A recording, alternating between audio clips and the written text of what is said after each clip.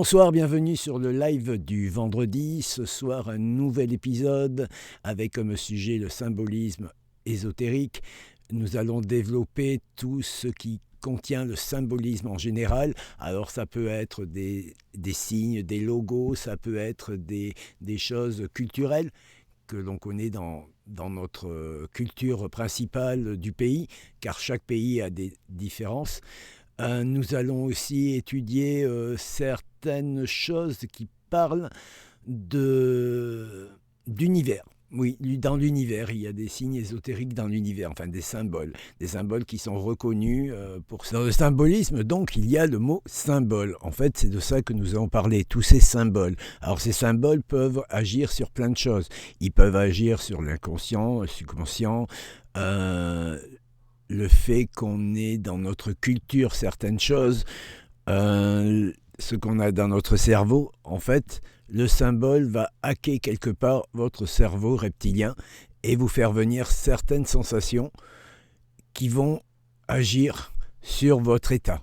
Alors il peut y avoir des symboles qui engendrent la peur, des symboles qui engendrent la méfiance, des symboles qui engendrent le fait qu'on se sent protégé ou pas.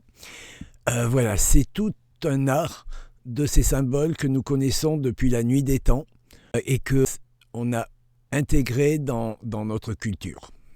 Certains symboles, par exemple, ont été totalement sortis de leur contexte et sont passés dans la représentation de quelque chose de mauvais, alors qu'à la base, c'était un symbole très bon qui aidait pour plein de choses. Et pourtant, grâce à certains crétins, ces symboles ne sont plus autorisés maintenant parce qu'ils nous font penser à quelque chose de mauvais. Alors pour commencer avec un de ces signes, celui qui a été le plus déporté, si je peux me permettre ce mot, c'est bien évidemment les Svatika. Voilà, je vais vous montrer une image qui ont été détournées à cause de la croix gammée. Ils ont les deux sens en fait, ils n'ont pas un seul sens. Donc il y a celui-là qui tourne vers la gauche, et c'est sur un temple japonais, je crois celui-là, qui vont vers la gauche, et en fait c'est le sens Levojir, qui est le standard bouddhiste, est souvent appelé Manji au Japon. En fait, c'est le flux entrant, la stabilité, la préservation, la protection du noyau. C'est quelque chose qui nous protège passivement. Il garde l'énergie à l'intérieur du système. Voilà. Nous avons ensuite le même qui va vers la droite. Et en fait, lui, c'est le sens d'Estrogir. Donc, il tourne vers la droite. C'est un standard hindou qui est lié au dieu Ganesh. Et c'est le flux sortant, c'est-à-dire l'expansion, la création, l'action directe. C'est ce qui permet de lancer les choses. Il projette l'intention dans la matière. Toujours l'intention, vous le remarquez. Alors le problème c'est que les nazis ont donc détourné, alors je vais vous montrer un truc, une association des deux. Voilà, donc les nazis ont gardé le sens, la version d'Estrogir, qui va donc vers la droite. Ils l'ont incliné à 45 degrés. Et en fait, en inclinant ce symbole, ils ont créé un déséquilibre dynamique, en fait, une roue qui s'emballe. Ils ont transformé une fréquence de création en une fréquence de destruction par le mouvement forcé. C'est un peu comme quand on overclock un CPU dans un ordinateur. Ils ont boosté l'intention, en fait. Et voilà. Alors, le problème de ce détournement, c'est qu'aujourd'hui, je vais vous remettre l'autre parce qu'elle est plus jolie à regarder quand même. Hein. Voilà. Le problème, c'est qu'ils ont réussi à détourner, et ça fait que pour des millions de milliards, peut-être même de gens, on n'a plus le droit de représenter ces symboles, sauf qu'en Inde, au Japon, par exemple au Japon, il y a des tonnes de temples qui ont ce signe, il y a des tonnes d'objets même qui ont ça comme représentation dessus. voilà, c'est celui du Japon. Euh, et même les Japonais, en fait, malgré qu'ils ont connu la guerre, hein, ils s'en sont pris bien assez sur la tête. Pour eux, non, ils n'associent pas ça à un symbole nazi. Le problème, c'est que dans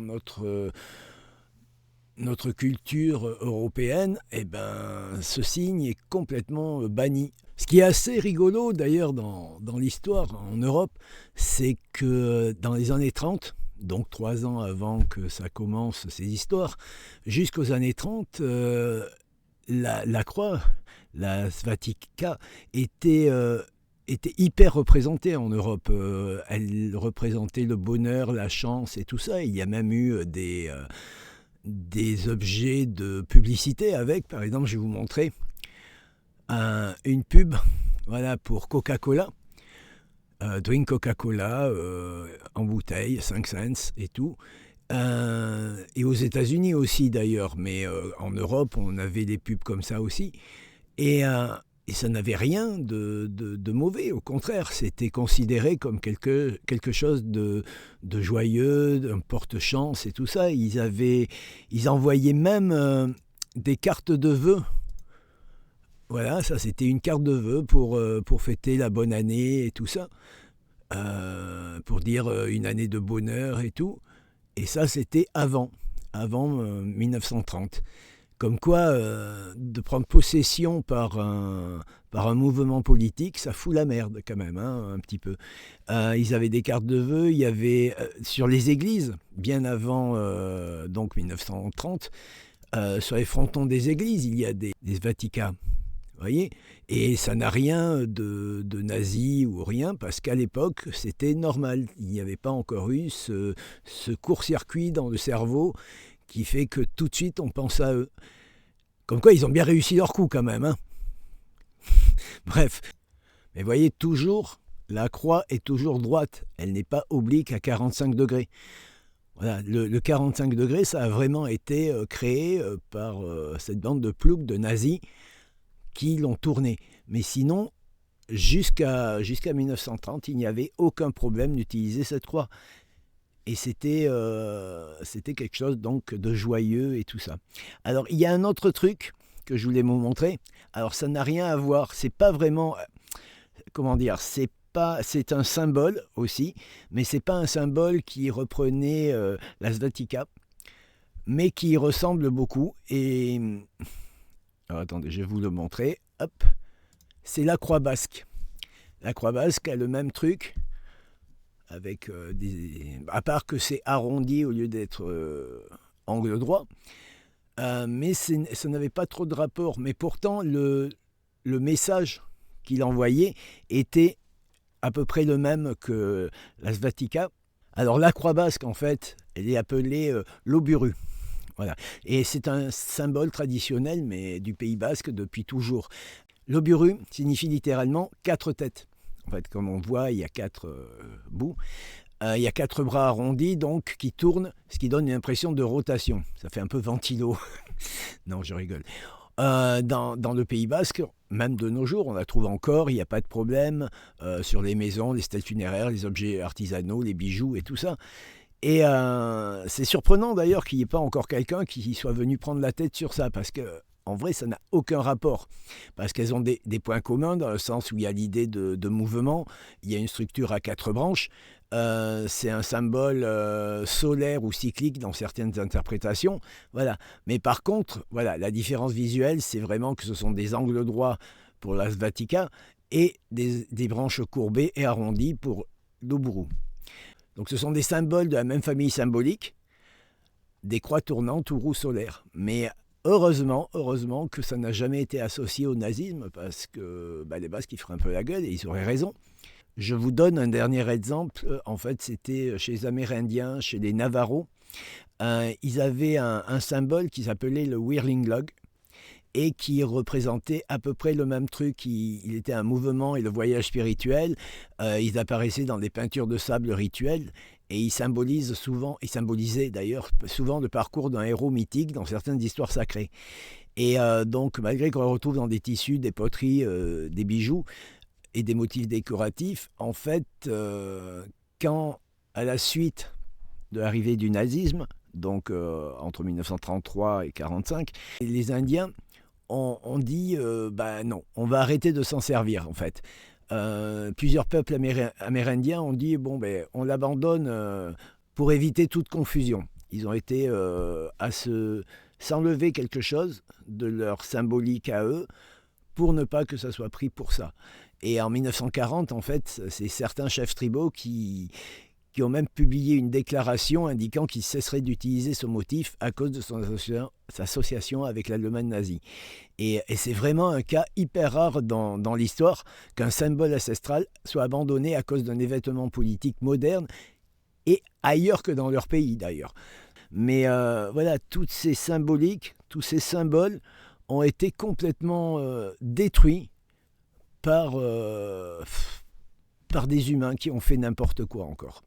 Il y a un truc très intéressant justement, c'est quand on demande à une IA normale, je veux dire Gemini, ChatGPT, Claude sûrement, je n'ai pas essayé, mais bon, j'ai essayé avec les deux autres, eh bien ils sont arrivés à un tel point de wokisme et de faire oublier les choses qu'il est impossible de faire dessiner à ces IA soit une Zatika normale, soit une croix gammée, pour montrer la différence, en fait.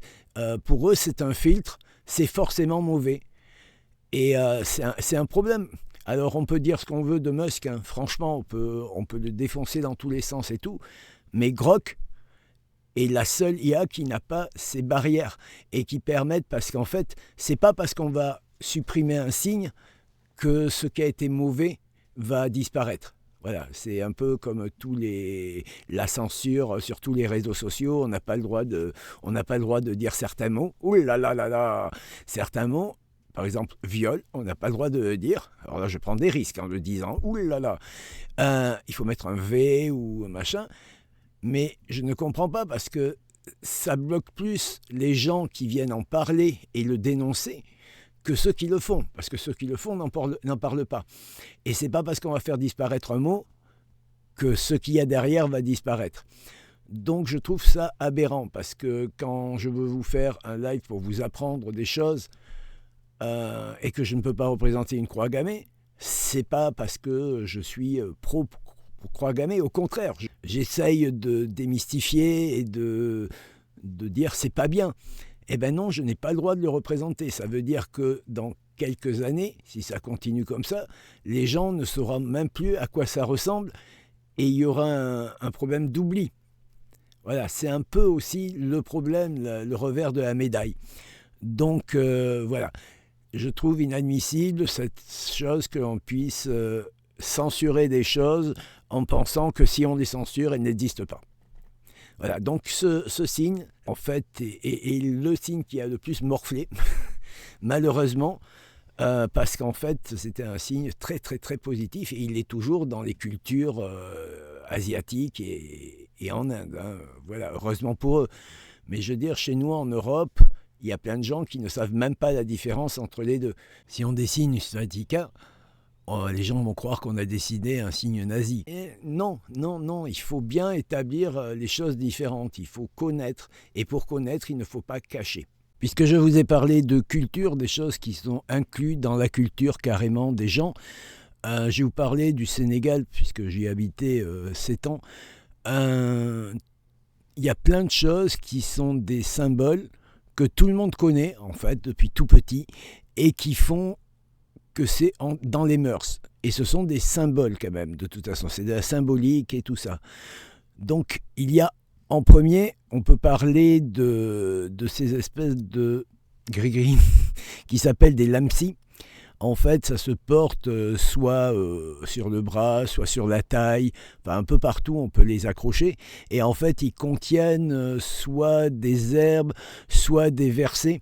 Souvent des versets du Coran, même si le Coran interdit les choses un peu magiques, mais quand même, on va voir un marabout et on dit, voilà, je veux être protégé sur ci, sur ça, et il vous fabrique ce truc-là, c'est un petit bout de papier, donc où il a écrit plein de choses, il peut inclure donc des herbes, des produits, de la poudre d'or, des choses comme ça, et il le plie en tout petit, ça fait une espèce de boule.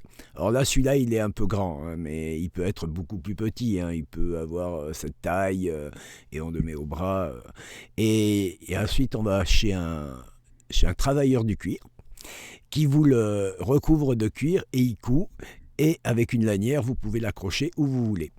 Voilà. Et ça vous protège de toutes les mauvaises choses qui peuvent vous arriver. Et tous les gens qui le voient savent très bien ce que c'est. C'est un symbole de protection.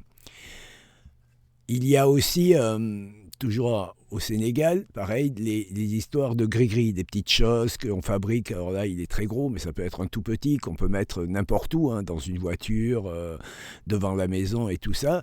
Et les gens savent automatiquement, ils en ont très peur, et ils ne viendront jamais parce qu'ils savent que le marabout a travaillé dessus et a fait quelque chose pour protéger votre maison. Ça peut être aussi des petits objets enterrés. Qui rejoignent un peu ce qu'on fait en Europe et tout ça. C'était quand on fait des offrandes à la lune, par exemple, et qu'on les enterre. Et ça protège tout le terrain, la maison et tout ça.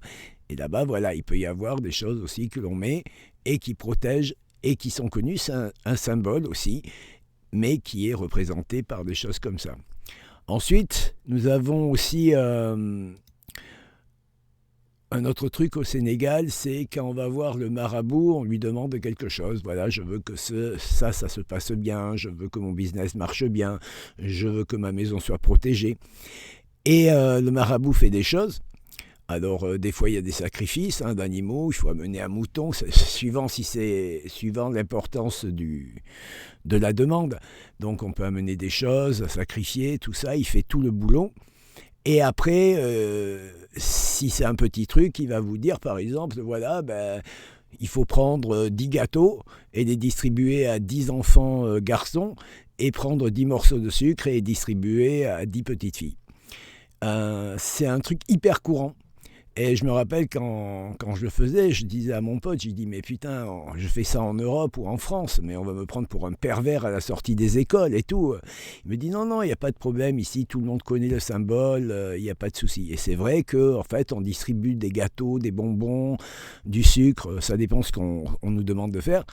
Et on le distribue à des enfants et tout le monde est content et personne ne vous suspecte de choses bizarres. Voilà, et même les parents sont très fiers, très contents qu'on ait fait participer leur enfant à la chose. Voilà, et tout ça, c'est des choses qui sont dans les mœurs. Alors, je ne peux pas vous parler de tous les pays d'Afrique, moi je vous parle surtout du Sénégal, où vraiment le marabout est quelqu'un de très important, peut-être un peu trop important des fois, mais qui est carrément dans la vie courante. En fait, c'est normal, ça se passe comme ça, il n'y a que là-bas qu'il y a des marabouts, et c'est vraiment quelque chose, donc un symbole, et il y a des petites choses pour le voir. Alors il y a d'autres pays d'Afrique, alors là je vais vous montrer des masques. Alors le Sénégal n'est absolument pas un pays avec des masques, eux ils font tout sur le corps, autour d'eux, machin, il n'y a pas de masque. Alors vous trouverez des masques au Sénégal, mais c'est pour le folklore et pour les touristes, hein. En vrai, c'est plus un peu plus bas, que ce soit en Côte d'Ivoire et tout ça, qui travaillent sur les masques. Mais c'est pareil, c'est une symbolique. Le masque, vous le mettez devant votre maison, sur le mur et tout ça. C'est un symbole ésotérique très fort, parce qu'il est ancré dans la culture du pays. Au Sénégal, il y a un dernier truc aussi, c'est les potions. Alors ça, c'est un truc hyper fun aussi. C'est toujours, vous allez voir le marabout, vous expliquer, voilà, je vais être protégé et tout. Et il va vous fabriquer une potion. Alors, moi j'ai eu droit à une merveilleuse potion bleue avec de la poudre d'or dedans et tout pour protéger. Et en fait, on doit se laver plusieurs fois par jour avec cette potion, la passer partout sur son corps, bien secouer le truc, passer sur le corps, et ça vous protège aussi. Et pareil, c'est un symbole, c'est pas un problème d'aller chercher une bouteille comme ça, c'est tout à fait normal, et ça se passe très bien. Comme je vous l'ai dit dans l'intro, le symbole, les symboliques, le symbole, ça peut être aussi quelque chose qui parle à votre cerveau reptilien.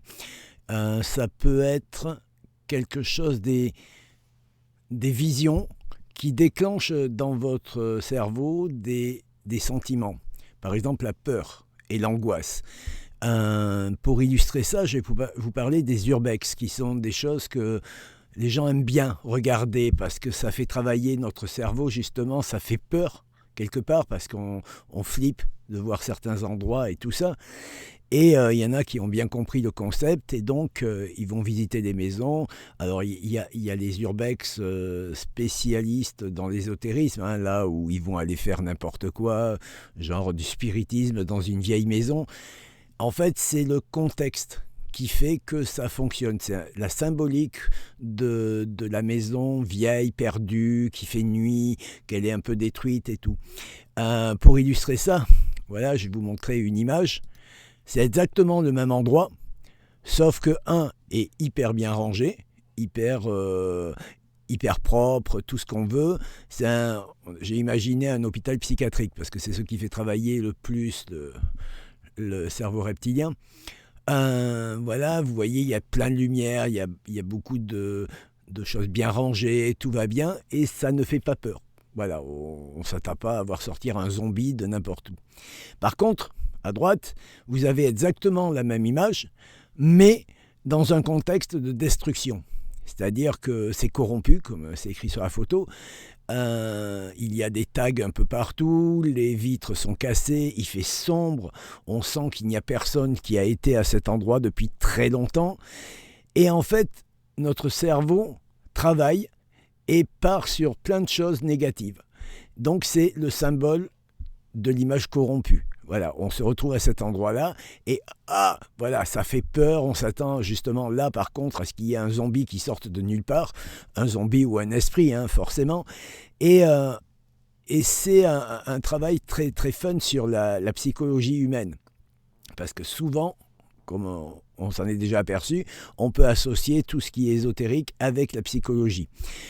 Donc c'est pour ça que il faut éviter ces choses-là, parce que, alors à moins qu'on ait envie de se faire peur, il n'y a aucun problème. Sauf qu'on sait pertinemment, depuis toujours, que la peur est un sentiment qui se transmet. C'est vraiment quelque chose de palpable. Je veux dire, même si vous n'avez pas peur de quelque chose, si vous êtes avec des gens qui flippent, qui vraiment ont très très peur, et bien au bout d'un moment, votre peur va ressortir. Et en fait, vous allez vous aligner sur cette fréquence de peur. Et c'est pour ça que ce sentiment est très dangereux, parce qu'on peut ne pas avoir peur. Et puis de toute façon, la peur n'évite pas le danger, comme nous le savons tous. Mais je veux dire, voilà, il faut éviter ce genre de choses. Alors quand c'est un urbex juste comme ça pour visiter une maison, pourquoi pas. Par contre, moi je pense que sincèrement, il vaut mieux ceux qui disent, j'ai des gens qui viennent me voir, oh tu vas bien et tout, et en fait en discutant on s'aperçoit que ces gens-là regardent pour beaucoup d'urbex et de choses ésotériques dans ce genre de maison, où les mecs vont faire du spiritisme, et je le répète encore une fois, le spiritisme c'est non. Il ne faut pas jouer avec ça, sauf si vous êtes très très très très très bon, que vous savez vous protéger, mais sinon évitez le spiritisme, c'est vraiment la porte ouverte aux emmerdes. Et donc quand vous regardez des choses dans ce genre d'émissions, parce que ça a été une mode, je ne sais pas si ça passe encore à la télé, parce que je n'ai plus la télé depuis un moment, mais je sais qu'à un moment il y avait des chaînes qui passaient régulièrement des choses comme ça, et bien quand vous les regardez, si les mecs font du spiritisme, par exemple, et que ça fonctionne, le problème, c'est qu'on sait tous que les entités n'ont pas de temps et d'espace. Je veux dire, vous allez regarder un truc, et ben vous pouvez choper quelque chose parce que l'entité, elle est partout à la fois.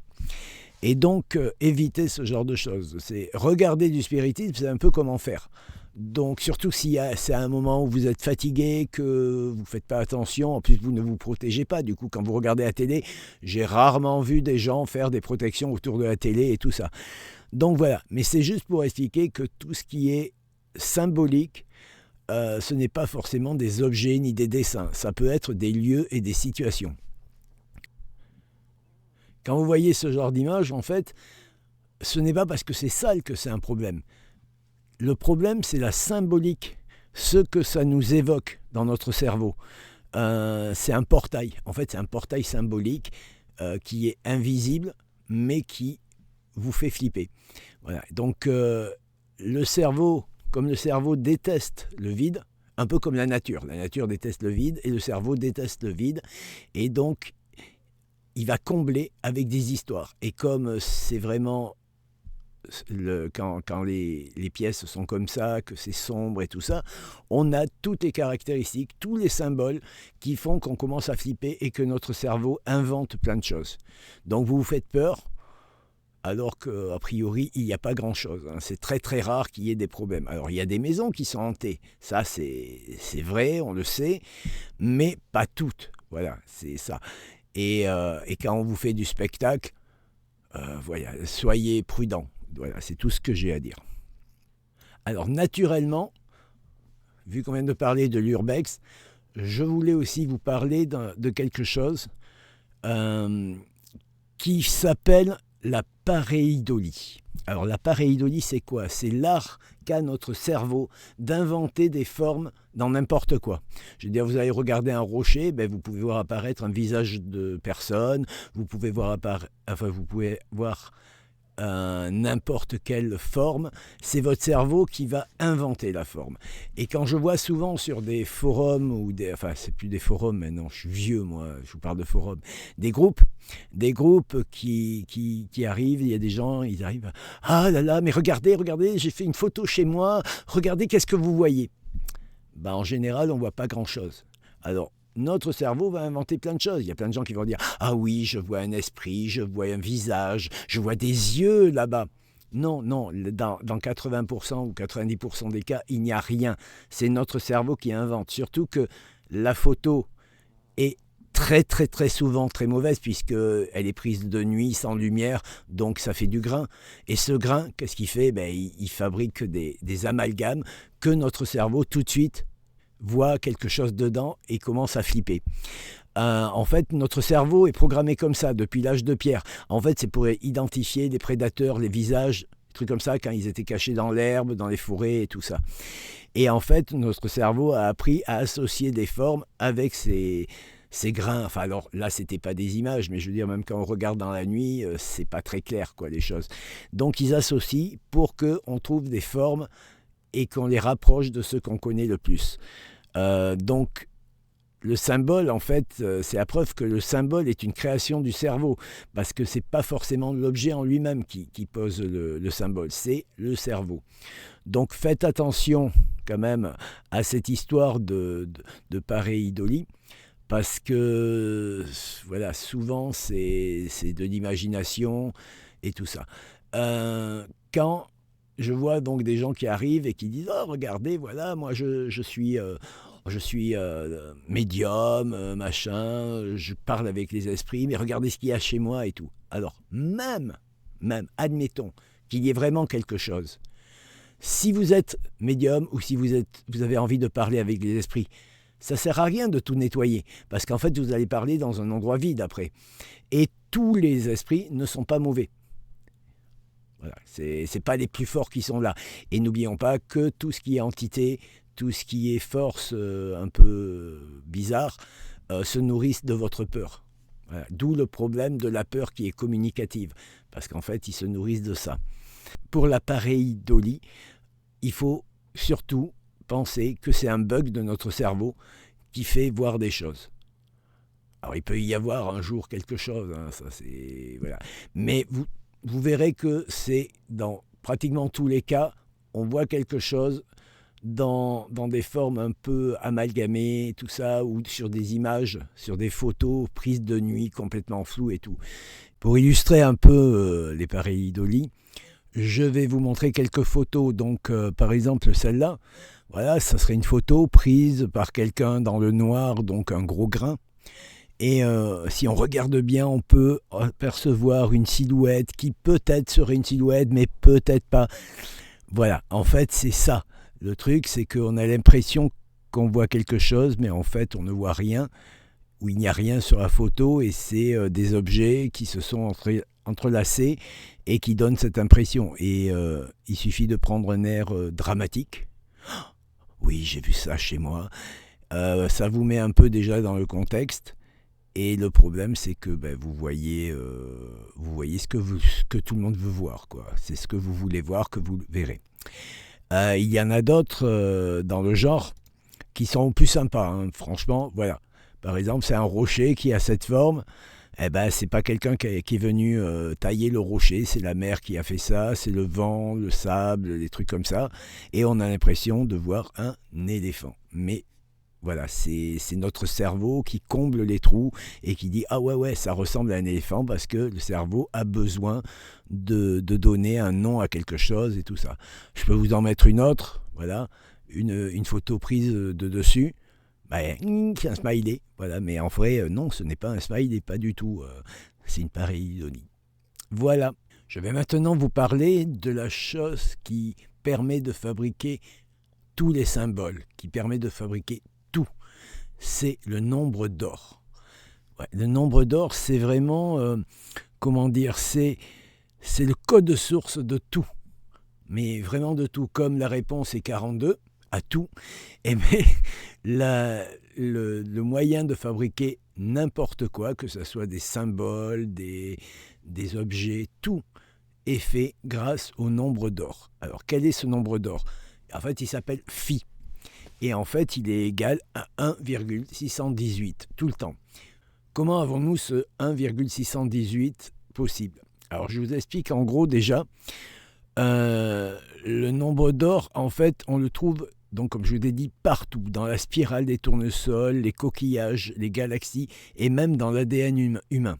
C'est vraiment quelque chose qui... Voilà, c'est merveilleux. Alors, comment l'expliquer ? On ne sait pas trop, parce qu'en fait, c'est un standard de compression de la nature. En fait, la nature optimise l'espace et l'énergie en utilisant cette proportion. C'est une proportion qui existe partout. Pourquoi un symbole construit sur un nombre d'or, comme le pentagramme par exemple, qui est construit là-dessus, ou certaines pyramides d'ailleurs, nous parle instantanément ? C'est parce qu'en fait notre cerveau reconnaît son propre code. C'est une reconnaissance matérielle, donc forcément il est partout. Comment vous expliquer ? Alors en fait le code de base, voilà, comme vous voyez sur le dessin, c'est toujours une spirale. En fait, tout le temps. Le nombre d'or donne une spirale. Et alors, on commence par 1 et 1, au milieu, tout à fait au milieu. Et en fait, pour avoir les chiffres à la suite, c'est tout simple. On a le 1, puis le 1.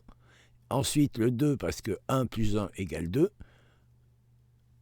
2 plus 1, on additionne toujours le dernier chiffre avec l'avant-dernier. Donc 2 plus 1, ça fait 3.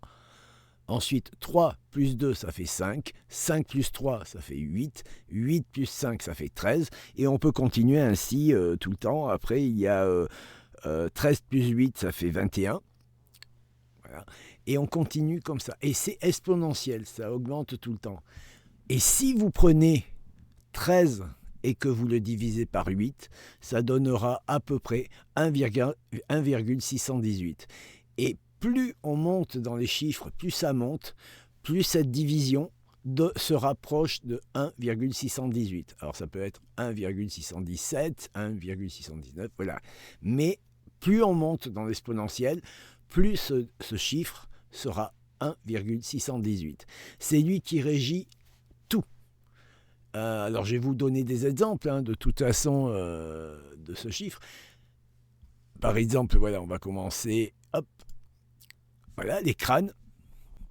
Alors pour le crâne, il y a une explication de toute façon. Voilà. Le crâne, c'est un symbole ultime de la mortalité, de la connaissance cachée et du processeur biologique, c'est-à-dire notre cerveau. C'est vraiment la représentation. En fait, elle représente les tentatives humaines de coder la réalité, les pentagrammes, les écrits anciens, les symboles planétaires. Et en fait, la spirale, qui est dessus, c'est la structure mathématique qui sous-tend tout. La croissance de l'os, la force de la boîte crânienne, le réseau des neurones. Tout est géré par ça. Si le symbole que vous allez faire, un pentagramme ou n'importe quoi, ou une pyramide, ou n'importe quel symbole, si le symbole n'est pas aligné sur ce code source, il ne vibre pas. En fait, cette forme permet la vibration. Et donc, le nombre d'or, c'est la fréquence d'harmonisation entre votre intention, ce que vous voulez, et la réalité matérielle. C'est la clé de voûte de tout système de défense ou d'attaque ésotérique. C'est vraiment le truc important. Il se met partout, ce code. Alors, je vais vous donner des exemples, des exemples tout cons. Ça fonctionne aussi dans tout ce qui est galaxie. Hop, voilà, la galaxie, elle est basée sur le nombre d'or. C'est pour ça qu'on dit que la galaxie, enfin l'univers, est en expansion constante. Parce qu'en fait, il grandit, mais toujours sur cette forme. Tous les bâtiments qui existent, vous pouvez aligner le code dessus. Ça fonctionnera toujours. Donc là, c'est Parthénon. Mais vous pouvez prendre n'importe quelle bâtisse d'avant, tout ça. Elle correspondra toujours au nombre d'or, tout le temps.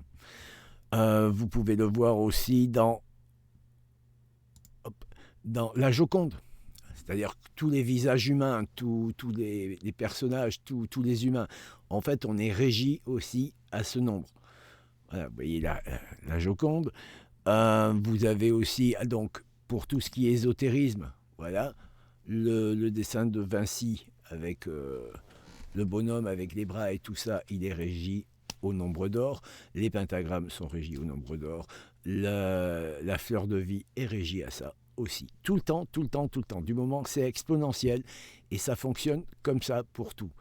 En fait, le meilleur exemple de ce nombre d'or, c'est la coquille. La coquille et le Nautilus. C'est l'adaptation merveilleuse de ce nombre. Une coquille d'escargot, voilà, c'est un nombre. On pourrait presque, c'est un peu de l'extrapolation, ça ne marche pas, mais que l'univers est représenté dans l'escargot, par celui qui est le plus proche et qu'on reconnaît à l'œil nu. Donc la spirale, en fait c'est la spirale qui est à la base de tout. Nous avons aussi les pays aussi, voilà, hop, le nombre d'or. Donc qui a découvert le nombre d'or, c'est-à-dire ce code? Mais en fait, il n'a pas été inventé, forcément, il a été extrait de la nature. En fait, les Grecs, c'est Euclide vers 300 avant Jésus-Christ, en fait, ils ont été les premiers à poser une équation, parce que déjà, ils étaient très matheux.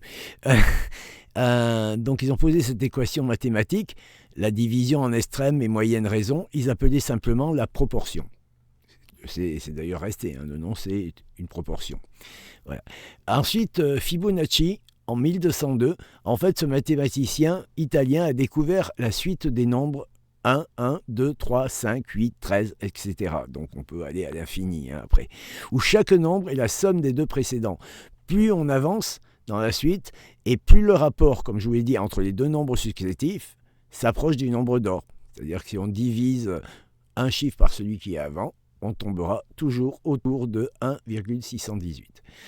Alors le nom de dire que c'est le nombre d'or, c'est assez récent. Ce n'est qu'au 19e siècle, en fait, que le terme section d'or ou nombre d'or est apparu par l'allemand Martin Ohm.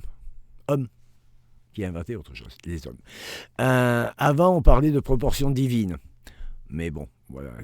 Pourquoi mettre toujours le divin? Mais bon, voilà, ils ont changé. On l'a appelé or parce que, comme le métal, cette proportion est considérée comme inaltérable, parfaite et universelle. C'est-à-dire que partout dans le monde, on connaît le nombre d'or.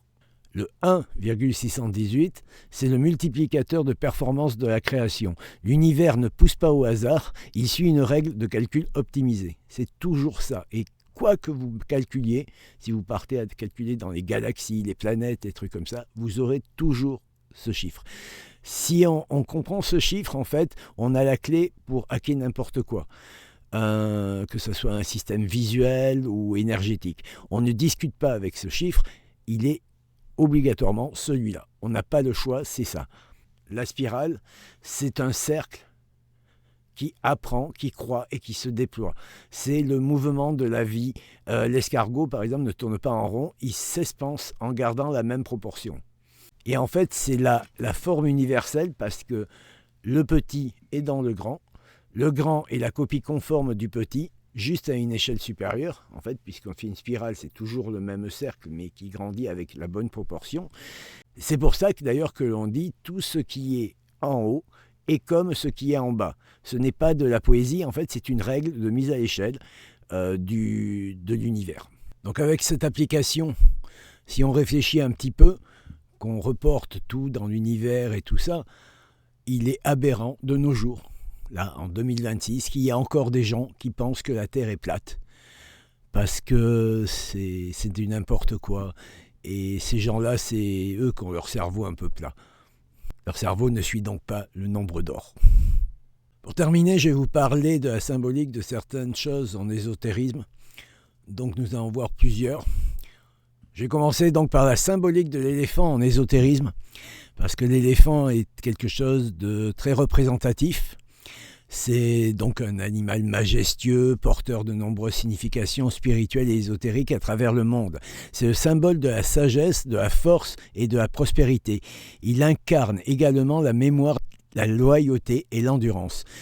Mais saviez-vous que la position de sa trompe peut aussi influencer sur sa symbolique ? La position de la trompe, en fait, c'est position levée déjà.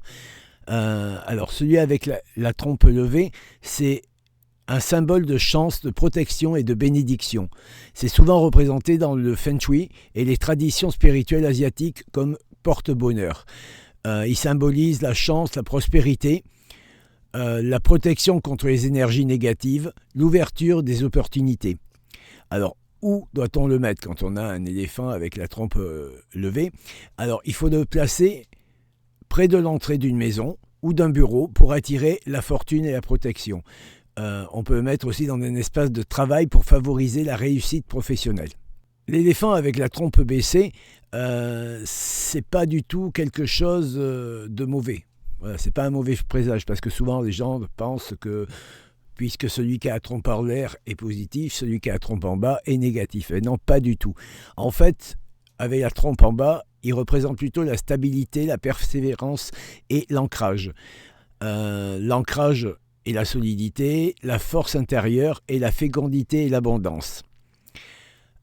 Où le placer lorsqu'il a la trompe en bas ? Il faut le mettre dans un espace familial, en fait, pour renforcer les liens et la stabilité émotionnelle de la famille. Dans un coin Frenchy dédié à la croissance et à l'évolution personnelle aussi. Voilà. Dans les traditions spirituelles, en fait, il est représenté surtout en hindouisme et en Ganesha. C'est sacré. En Inde, il est sacré, pourtant, il le maltraite, hein, mais bon, bref, il est sacré. Et notamment à travers Ganesha, le dieu à la tête d'éléphant, associé à la sagesse, à la prospérité et à la suppression des obstacles. Il est utilisé aussi en Feng Shui et en énergie positive, comme on l'a dit tout à l'heure. Les éléphants sont utilisés pour attirer la richesse et la chance. Ils doivent être placés près des entrées ou dans les zones stratégiques pour maximiser leurs bienfaits. Il est représenté aussi dans le symbolisme africain, forcément. L'éléphant est perçu comme un gardien de la sagesse et du respect des ancêtres. Il représente la force collective et la protection du clan. Alors, les éléphants, levés ou baissés, amènent des messages spirituels. En fait, par exemple, si l'éléphant apparaît dans un rêve, une méditation ou un signe, il peut signifier que c'est avance avec confiance, fais preuve de sagesse et de patience, cherche l'équilibre entre force et douceur, ouvre-toi aux opportunités. Comment peut-on intégrer d'ailleurs l'énergie de l'éléphant dans sa vie ? On peut le porter en bijoux aussi, c'est pas interdit. Ça attire la protection et la chance. On peut passer une statue d'éléphant. Selon le Feng Shui, cela favorise la prospérité et l'harmonie toujours. Et méditer avec l'image d'un éléphant, parce qu'on peut faire aussi comme ça, il aide à renforcer la sagesse et la stabilité intérieure. Alors il existe aussi le symbolisme de la Lune. La Lune, on sait qu'en ésotérisme, elle symbolise la fertilité, l'enfance, le rêve et la mémoire. Donc c'est aussi toujours le symbole féminin par excellence, contrairement au soleil, le symbole masculin. Donc vous pouvez porter une lune en collier, vous pouvez faire des dessins de lune. En même temps, vous pouvez aussi prendre le soleil, c'est pareil, puisque masculin et féminin. En magie, la lune a aussi une importance particulière, de la part de son magnétisme très fort. Le sceau de Métatron, en fait, qui occupe une place particulière dans la tradition kabbalistique, et qui est un sceau vraiment très très très très puissant. Il est considéré comme le plus grand des anges, ou le scribe céleste. Métatron est associé à un sceau complexe, que vous voyez là. Le sceau de Métatron en fait intègre souvent des formes circulaires, des triangles et autres figurines géométriques qui rappellent l'harmonie de la création. C'est aussi un symbole de médiation. Ce sceau représente l'union entre l'infini divin et le monde matériel, invitant ainsi à une méditation profonde et à la recherche de sagesse. Ce sceau est vraiment très important dans la protection. Il faut vraiment que vous le notiez, c'est un des plus puissants qui existent. Ensuite, nous avons les lettres hébraïques, mais qu'on a déjà vues il n'y a pas très longtemps, la semaine dernière d'ailleurs, ou la semaine avant. La semaine avant, oui, c'était dans les lettres de feu. Donc vous avez l'alphabet hébraïque aussi, qui sont des symboles ésotériques. Donc il y a des correspondances à chaque lettre, vous pouvez vous en servir aussi. Donc je vous rappelle la différence quand même entre pentacle et pentagramme. Ça c'est un pentacle, parce qu'il y a un cercle autour, et le pentagramme, c'est la croix, mais sans le cercle autour. Donc voilà, si vous utilisez le pentagramme ou le pentacle, en général c'est le pentacle qu'on prend, il n'est pas négatif, ce n'est absolument pas quelque chose que l'on peut considérer, alors il y a plein de gens qui disent « Ah, c'est le diable et tout », non, si on le retourne, on peut imaginer, mais le pentacle et le pentagramme ne sont pas mauvais, ils font de la protection, et vous aide. D'ailleurs, je ne sais pas si vous êtes au courant, mais il y a plein d'églises sur lesquelles il y a des pentacles et des pentagrammes. Par exemple, sur la cathédrale à Amiens, il y a un énorme pentacle dessus. Et c'est quelque chose de positif. Donc, ne vous prenez pas la tête à dire « Oh là là, mais c'est négatif, ça représente le diable ». Non, non, ça représente ce que l'on veut que ça représente. Et ce n'est pas du tout ça. Mais sur le site, de toute façon, j'ai tout un article sur ces deux. Et vous pourrez en savoir plus. Alors, un autre symbole très important qui est le tétragrammaton, c'est la signification et mystère du nom sacré. C'est un des termes les plus mystiques et sacrés de la tradition judaïque et ésotérique. Il représente le nom ineffable de Dieu, composé de 4 lettres hébraïques, Yod, E, Vav, E. Sa prononciation exacte est incertaine, parce que dans la tradition juive, il est interdit de prononcer directement. C'est celui dont on tait le nom. Il y a tout un tas de choses d'origine, signification, prononciation, utilisation en ésotérisme et en magie. Tout ça est sur le site. En fait, là, je vous présente vraiment que les symboles et par quoi ils sont représentés. Donc, n'hésitez pas à chercher le tétragrammaton sur le site, dans la petite loupe qui vous permettra de trouver la page. Un autre symbole ésotérique très important qui est la tortue en fait. La tortue est un symbole ancestral puissant qui est présent dans de nombreuses cultures, traditions spirituelles. En fait, il est associé à la sagesse, la patience et la longévité. Elle incarne une connexion profonde avec la terre et les cycles naturels. C'est un peu le côté de la Wicca, quoi, quelque part. Donc la tortue vivent longtemps, tout le monde le sait, et se déplacent lentement. Donc ça en fait un emblème de persévérance et de stabilité. Elle enseigne que chaque chose arrive en son temps et invite à avancer avec confiance et sérénité. Les interprétations donc principales sont la patience et endurance, longévité et sagesse, ancrage et connexion avec la terre. Sa carapace en fait est solide et elle protège des agressions extérieures, ce qui en fait un symbole de sécurité et de résilience pour nous. Pour se protéger des énergies négatives, pour renforcer son ancrage et sa stabilité dans les périodes de turbulence, mais aussi pour s'adapter aux changements sans précipitation. Voilà, elle sert beaucoup donc dans le chamanisme, dans la mythologie chinoise, dans l'hindouisme et dans l'ésotérisme occidental aussi, elle est présente. C'est un guide surtout de méditation qui nous aide à ralentir et nous reconnecter à notre intuition profonde. Donc la tortue est remplie de messages spirituels, mais le principal, c'est si elle apparaît dans vos rêves, par exemple, médiation ou synchronicité, elle vous transmet peut-être un message, genre avance à ton rythme, la précipitation n'est pas toujours la clé du succès, ce qui n'est pas faux. Protéger son énergie, connecte-toi à la Terre, voilà. Sois patient aussi. Donc on peut intégrer donc cette énergie de la tortue en portant un talisman de tortue ou méditer sur l'énergie de la tortue ou alors utiliser une représentation de la tortue en feng shui. Voilà, toujours pareil. Donc pareil, hein, n'hésitez pas, sur le site, j'ai tout un article sur la tortue. Je vous ai montré beaucoup de symboles, mais il y en existe encore plein que vous pouvez même fabriquer. Il y en a certains, vous pouvez carrément les faire vous-même en prenant des cercles, des spirales, des yeux, des trucs comme ça. Maintenant que vous avez bien choisi votre symbole, il va falloir faire quelque chose avec ce symbole, parce qu'en fait, pour l'instant, ce n'est rien, c'est juste une image qui hack un peu votre cerveau, mais c'est tout. Donc il va falloir, comme pour tout, comme pour les pierres, comme pour le sigil, qui est aussi un symbole, hein, il va falloir le charger. Alors pour le charger, c'est pas très compliqué, hein, c'est toujours de l'intention. Donc en fait, vous allez passer, par exemple, vous allez dessiner votre symbole, vous allez passer vos mains dessus pour balayer tout ce qu'il y a de miasmes, des choses qui ne sont pas bonnes, et ensuite vous allez le reformater pour que ça puisse faire ce que vous voulez. Donc soit vous le faites, il y a plusieurs façons, soit vous le faites avec la technique du sandwich, que vous mettez le symbole entre les deux pommes. Vous n'êtes pas obligé de le toucher, hein, il suffit que vous... Voilà, vous entre les deux pommes. Sinon, vous pouvez aussi le regarder intensément et imaginer un faisceau dense qui traverse le symbole et qui lui donne l'intention que vous voulez.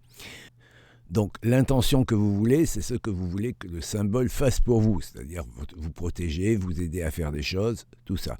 Donc vous mettez votre intention dans votre symbole. Une fois que c'est fait, il faut verrouiller l'intention, parce que si vous faites juste comme ça, hop, ça va s'évaporer et ça ne sert à rien. Alors, une fois que vous avez mis votre intention, quelle que soit votre méthode, vous soufflez sur le symbole. Un petit souffle court et sec, genre comme ça, pour inclure l'intention dans le symbole. Vous pouvez aussi le faire avec votre doigt. Vous tapotez 3 fois le centre du symbole et comme ça, vous imprimez votre intention dans la matière. En résumé, vous avez votre image, il faut que vous mettiez votre intention dedans. D'abord, vous le nettoyez, ensuite, vous mettez votre intention avec les choses que je vous ai dites et vous l'imprimez sur le symbole. Nous arrivons à la fin de ce live. J'espère que vous avez appris des choses, que vous avez bien aimé. Ceux qui sont là en live, on se retrouve tout de suite ou pas pour discuter.